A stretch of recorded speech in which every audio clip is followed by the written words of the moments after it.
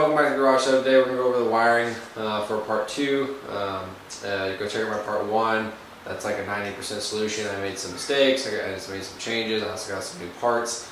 For instance, I got a cycloelectric regulator, so go check out that video. And I'll just change it from the mechanical regulator, which changed some of the wiring that I did.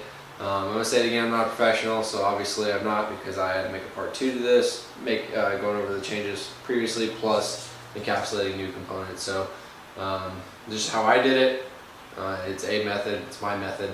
So yeah, so let's dive into it, and I'll highlight the changes first and show you kind of what it looks like, and then erase those off and go into what it currently looks like. So let's take a look at it and the products that we have.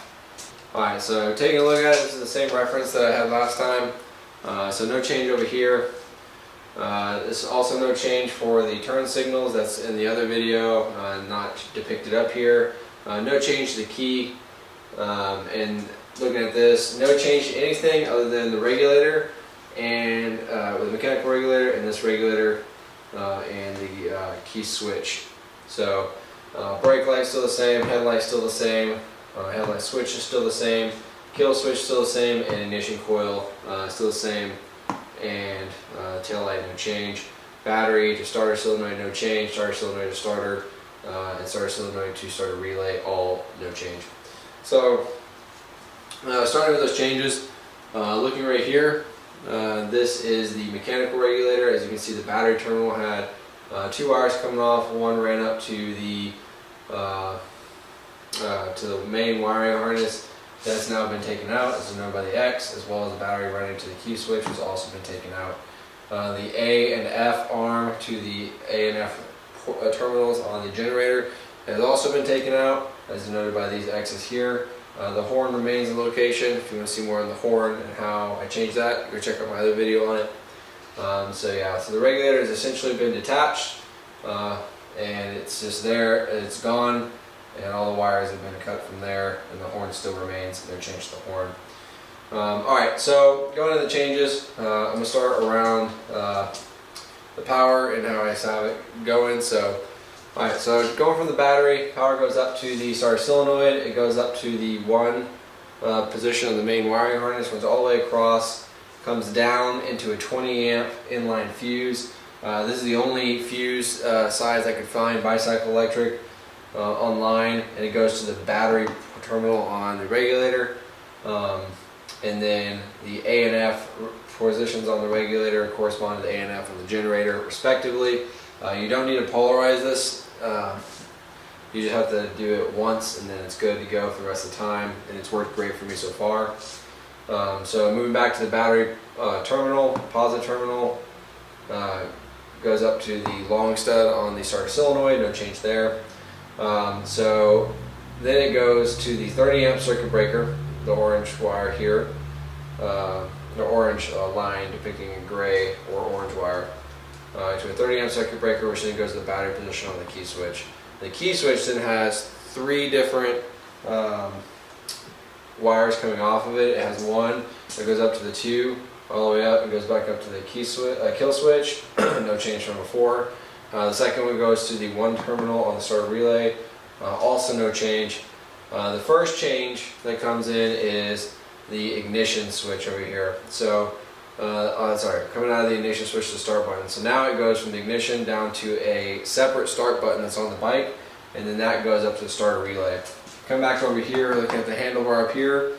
The kill switch here powers the start button, cut that one. This start button was kind of finicky, it wasn't that great. The hand controls I got were very cheap, so I kind of nixed that start button, so that's now gone away. There's still power going to it, and I still have it routed down there. I just made it so where it basically is like not hot anymore at the end. Correction. I made it to where it I taped it up and stuff and out of the way, so if I did want to use the start button for something, I could. So that's been cut there. Like I said, this is an external one. I believe it's the 15 amp start button, but I'm not sure. Don't quote me on that. It might be 10. I don't remember. But anyway, it goes to the starter relay, and then the starter relay connects, no change to the starter solenoid. So with all that being said, so now if we go in and we erase the parts that are no longer on the bike, it'll look something like this. Alright, so this is the current with everything removed that's no longer on there. Oh, sorry. Keep this one. Shorten that so I know it's there.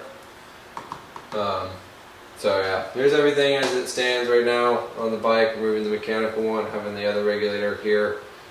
So yeah, just leave this up here for a second just so you can get a little visual, pause the video. Alright, so like I said, I'm not a professional, this is how I did it. But yeah, so with that being said, I have found great success using a small little whiteboard like this, and got it for like 15 bucks in Walmart or something like that. And just constantly, I just wrote out my wiring diagram up here. Anytime I made changes on the bike, I would then come over here and make the changes. As you saw, I put the X where I took off wires, stuff like that. Really helpful, super beneficial, in my opinion, especially if you're new like I was, to getting into it, and I will continue it in the future, for sure. So yeah, but yeah, this is how I have it wired now. Everything works great electrically. Can't say, you know, fuel wise, but everything works great electrically. Battery charges, everything like that. So go check out my Cycle Electric video, Cycle Electric regulator video, as well as my starting system videos that I've already posted, where I kind of troubleshoot the starting system and everything like that, which kind of leads to this push button start. So yeah, if you like what you see here and you want to see more, please like, comment, subscribe. Tell me what you like, what you don't like, and kind of what content you want to see going further.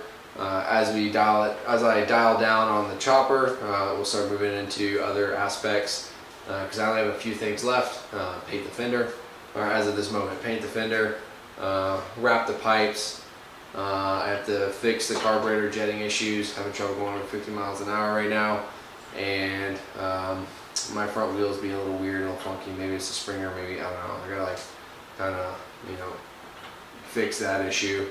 And then forward controls. So like, yeah, we're getting down to the last little bit, and kind of chipping away at it. So once the chopper's done, because there will be a done point, I have a few things I want to do to my Street Glide. One or two things to the wife's Dyna, to kind of get that right where she wants it to be. And yeah, so we're getting there, and a few upgrades to my truck. And yeah, so, you know, just tell me what y'all want to see. And if you've made it to this far in the video, I really do appreciate it. And I will see you on the next one.